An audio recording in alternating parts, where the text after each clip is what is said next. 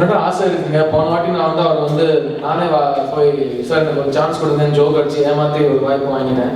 But சீரியஸாக சொல்லணும்னா ஒரு ஹிட் காம்பினேஷனுக்கு அப்புறம் உடனே அதோட எனக்கும் சுந்தர்சிக்கும் ஒரே ஒரு பிலீஃப் இருக்குது.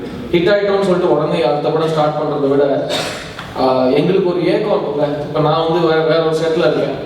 அந்த செட் எவ்வளோ அருமையான ஒரு ஃபிலிம் செட்டாக இருந்தாலும் எனக்கு சுந்தர்சி நான் ரொம்ப மிஸ் பண்ணிட்டு இருக்கேன் நான். ஸோ அது வந்து நான் புஷ்பா மேடம்கே ஃபோன் பண்ணி உங்கள் ஹஸ்பண்ட் நான் ரொம்ப மிஸ் பண்ணுறேன்னு சொல்லி கேட்டு வச்சுட்டு இருந்தேன். அந்த ஏக்கம் வந்து ஒரு டைமுக்கு வந்து கரெக்டான அமையும் நினைக்கிறேன். இந்த டெஃபினட்டாக I think life long every 2 years நான் வந்து எவ்வளோ ஹாலிடே பற்றி யோசிக்கிறேன்னு நிறைய சுந்தர்சியோட படம் பண்ணுறது வந்து கண்டிப்பாக யோசிக்கிறேன். பிகாஸ் ஒரு 4 மாதத்துக்கு வந்து பிபி குறையுது, நல்ல ஃபேஸில் ஒரு க்ளோ வருது. ஏன்னா அந்த மனுஷனோட ஒரு லைஃப் ஸ்டைல் அந்த மாதிரி சினிமா வந்து அவ்வளோ சந்தோஷமாக ஜாலியாக இருக்கிற ஒரு கேரக்டர்.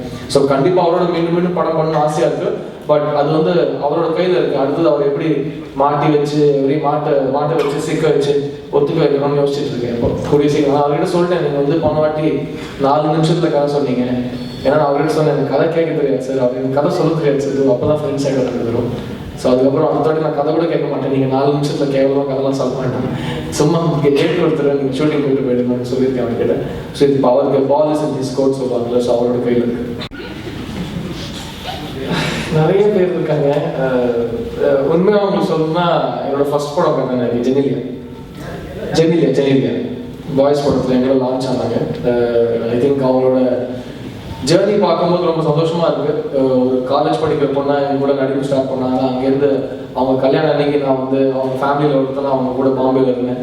ஸோ அவங்க வந்து மேரேஜ் இப்போ போஸ்ட் மேரேஜ் கூட ரொம்ப ஒரு சந்தோஷமான ஹாப்பி ஒய்ஃபாக இருக்காங்க. ஸோ ஒரு பர்ஃபெக்டாக லைஃப்பை பிளான் பண்ணி அவங்க 2 பேரும் எனக்கு ரொம்ப க்ளோஸ் ஃப்ரெண்ட்ஸ். அவங்களோட ஹஸ்பண்ட் எனக்கு ரொம்ப க்ளோஸ் ஃப்ரெண்டு. ஸோ ஒரு பர்ஃபெக்டாக ஒரு லைஃப்பை வந்து சினிமா கரியர் கல்யாணம் பிளான் பண்ணிட்டு வெற்றி அடைஞ்ச ஒரு கப்புல நான் அவங்கள பார்க்குறேன். So very happy to see them doing well.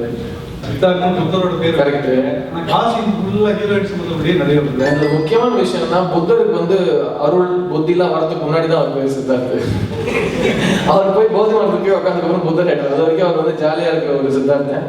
So அதான் எங்க அம்மா அப்பா கேட்பேன், புத்தர்னு பேர் வச்சிருக்காங்க, அவ்வளவு புத்திசாலியா இருந்தாரு, சித்தார்த்தன் பேர் வச்சுக்கணும்னு சொல்லிட்டு. ஸோ அது வந்து கிசுகிசுங்க, அது வந்து மக்களுக்கும் பொழுதுபோக்கு, உங்களுக்கும் பொழுதுபோக்கு. எனக்கு பொழுதுபோக்கா நீங்க சொல்லி எழுதுறீங்க, பரவாயில்ல, நல்லா ஜாலியா தான் இருக்கு. ஏங்க ஜாலியா தியா சிவகுமார்னு ஒரு படம், ஒரு வெற்றி சந்தோஷமா இருக்கு. ஏன் அப்படி 2 பேர்ல படங்களுக்கு ஸ்வீட் எப்படின்னு யாரை சொல்லுவீங்க? படத்துல கண்டிப்பா சமந்தாங்க. இல்லைன்னா இந்த கேள்வியே இல்லை. ஏன்னா சமந்தா தமிழ்ல பேசுவாங்க, அன்சிகா தமிழ்ல பேச மாட்டாங்க. அதை தவிர அன்சிகாவும் ஸ்வீட் பண்ணுதான். ஆனா இந்த தியாவலி சிவகுமார் சக்சஸ்க்கு அப்புறம் நான் வந்துட்டு அன்சிகாக்கு தேங்க்ஸ் சொல்லலாம் ஜோட்டால அடிப்பாங்க. ஸோ ஐ திங்க் அன்சிகா சமந்தாங்கிற கேள்விக்கு வேணா நான் சமந்தா சொல்லிக்கிறேன். வேற ஏதாவது சாய்ஸ் நான் அன்சிகாவுக்கு ஒரு பிரைஸ் கொடுத்துறேன். கோயில்ல நீங்க வந்து ராகுகேது பூஜை பண்ணி அப்படியா? என்ன நான் பேட்டி விடாம நீங்க பளிச்சுன்னு சொல்றீங்க, நான் எதுவும் சொல்லவே இல்லையே. காளஹஸ்தி கோயில்ல ராகுகேது பூஜை பண்ணி அதுதான் உங்களுடைய கவலைப்பட வைக்க காரணம். அதுவும் வச்சுக்கேன். எனக்கு தெரிஞ்ச எங்க அம்மா அப்பா வந்து நான் பிறந்ததுலேருந்து ஒரு பொண்ணுன்னு சொல்லிட்டு பூஜை பண்ணிட்டு இருக்காங்க. அவங்க பூஜைக்கு தேங்க்ஸ் சொல்லுவாங்க. நான் ஒரு பூஜை பண்ணதுனால இவ்வளவு நடந்ததுன்னா ஸோ இதுக்கெல்லாம் அதுவும் இருக்கலாம். பட் எனக்கு தெரிஞ்சு எங்க அப்பா எப்பவுமே சொல்லுவாருங்க, நீங்க வந்துட்டு எவ்வளோ ஹார்ட் ஒர்க் பண்ணாலும் உடனே வந்துட்டு நான் ஹார்ட் ஒர்க் பண்ணேன் எனக்கு வந்துடணும்னு நீங்க எதிர்பார்க்கறது முட்டாள்தனம். எல்லாமே ஒரு சைக்கிள் சுத்தம். எனக்கு தெரிஞ்சு வந்துட்டு நான் வந்து சுந்தர்சி சொல்லியிருக்கேன், நான் வந்து என் வாழ்க்கையிலேயே தீயா வேலை செய்யாத ஒரு படம் தியாவலி சிவகுமார். ஏன்னா அவ்வளோ ஜாலியா ஏன்னா டூருக்கு கூட்டு போற மாதிரி கூட்டு போய் ஒரு படத்தை வந்துட்டு ஜன்னலில் ஆரம்பிச்சுட்டு மார்ச் ஏப்ரலில் முடிச்சு ரிலீஸ் பண்ணிட்டாரு.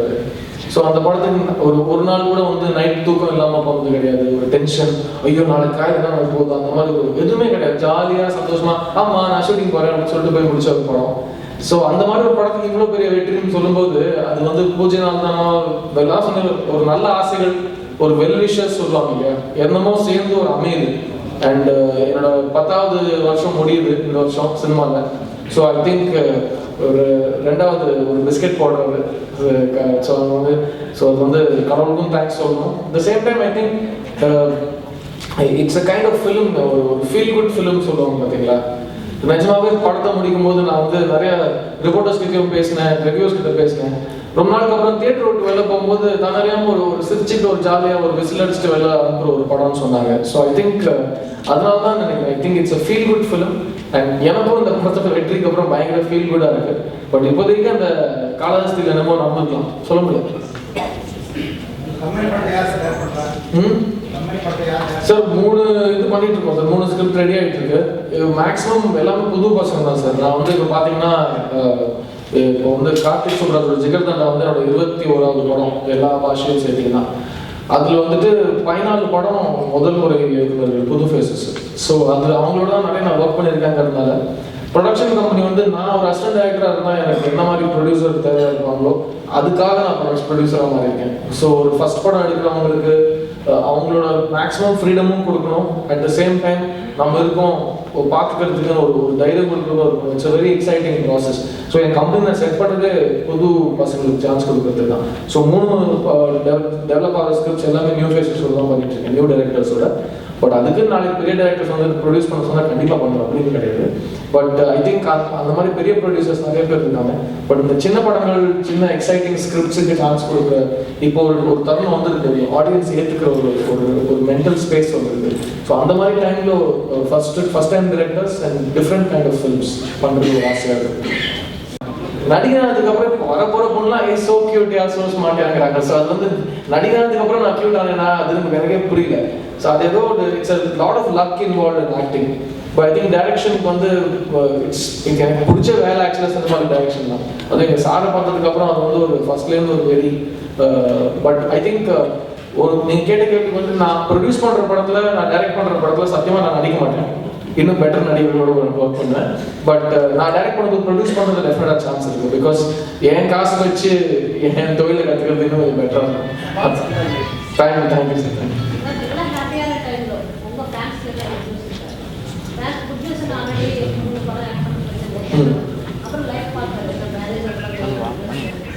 ஐ திங்க் நேற்று கூட நான் யாரும் சொல்ல மாட்டேன். ஒரு பெரியவர் வந்துட்டு பாருங்க நீங்கள் என்ன வேணா பண்ணுங்க, ஆனால் எப்போ கல்யாணம் பண்ணிக்கிறீங்கன்னு எனக்கு ஃபர்ஸ்ட் சொல்லிடுங்க அப்படின்னு சொல்லிட்டு ஒரு ரொம்ப சீனியர் ஜேர்னலிஸ்ட் எங்கிட்ட சொன்னாரு.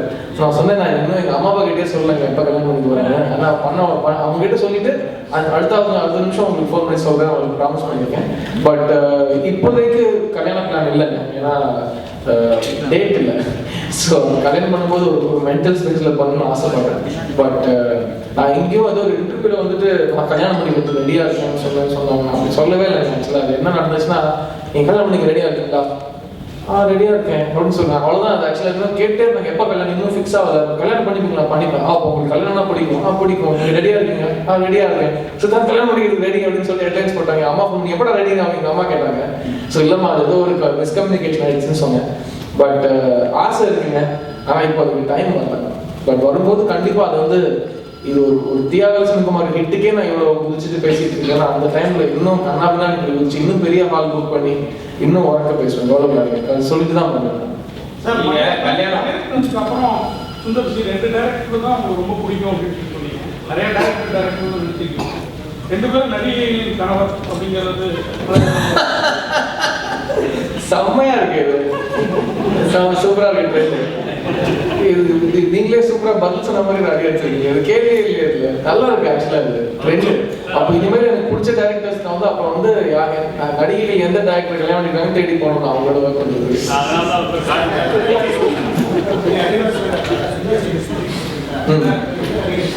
என்னங்க நடிகைகள் மிஸ் பண்றது இல்லைங்க, டைரக்டர் தான் மிஸ் பண்றேன். ஏன்னா நான் எங்கேயும் சொல்லியிருந்தேன். இப்போ வந்து ஜிகர்தண்டா படத்துல வந்துட்டு லட்சுமி மேனன் எங்கிறாங்க.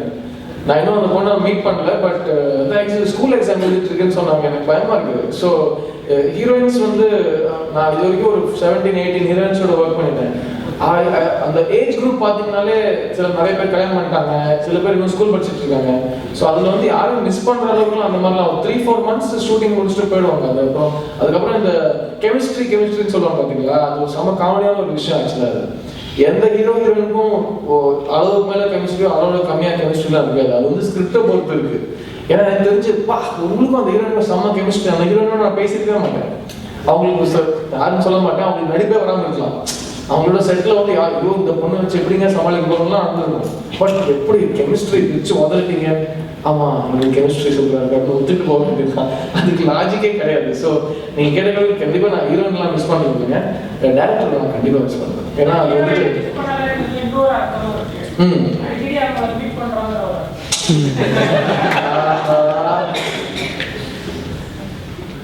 இதுக்கு வந்து நான் எல்லா ஹீரோயினும் அடிக்கடி வெயிட் பண்ணுறது இல்லைங்க.